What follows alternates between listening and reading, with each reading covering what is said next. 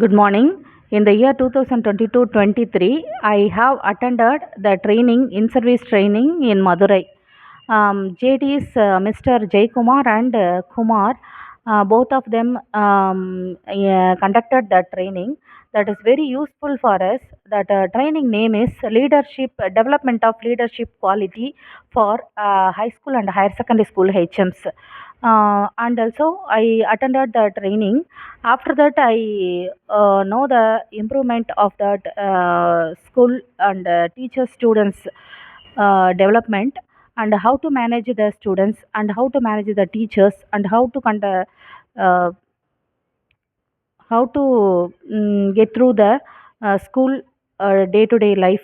Everything I learned from that training.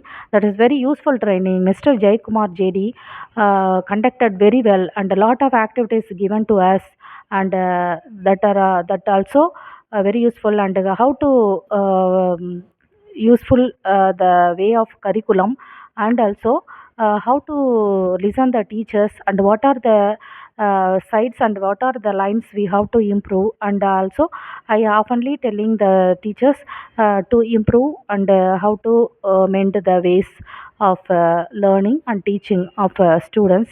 Both are very well now.